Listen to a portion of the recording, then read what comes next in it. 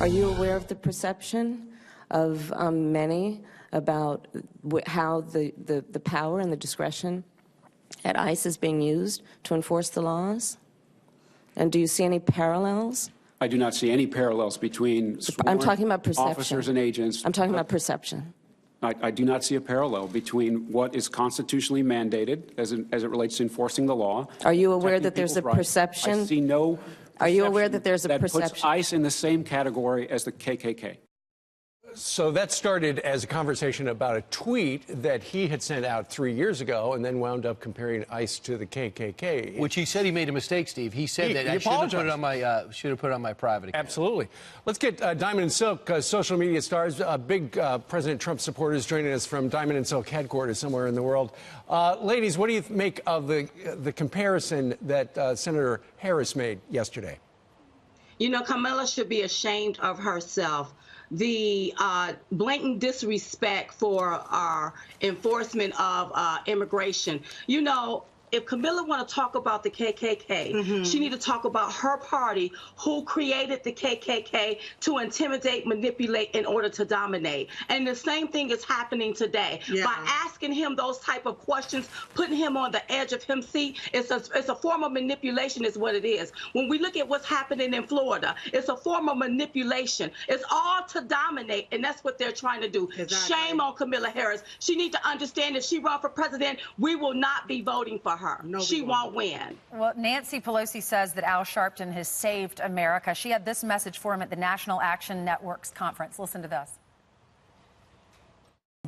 Thank you for helping take back America. People all over the place are calling me, writing on the airports here, there. Thank you for saving America. I give those thanks to you. Thank you for saving America. Reverend Sharpton, thank you for saving America. Well, what do you think of that?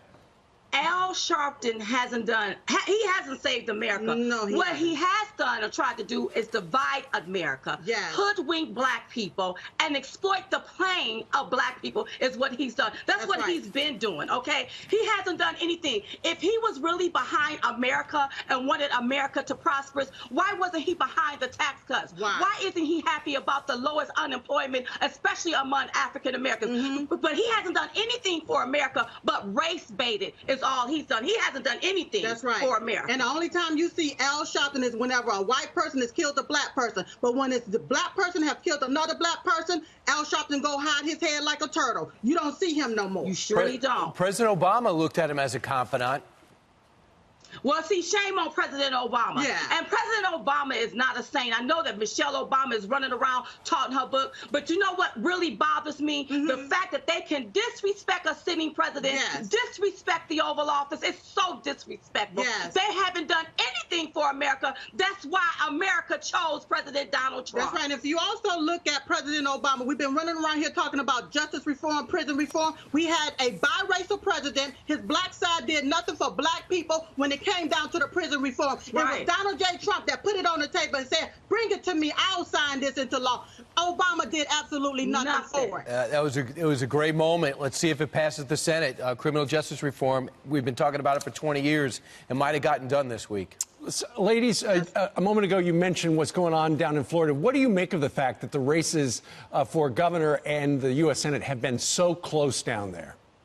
Well, first of all, I think that this is a mere ploy. They're getting ready for 2020 to see how they can change some rules or change the rules in the middle of the game. I think I call it the art of the steal is what I see. But it's not going to work. By you taking and you manipulating this and you questioning this, the integrity of the election has been questioned by all Americans, and I don't care what side of the aisle you're on, by playing games with these antics. Listen, when DeSantis take office, he needs to fire this lady, Brenda Snipes. Fire her immediately. This here has got to stop. All right, ladies, thank you so much for being on with us. Have a great weekend.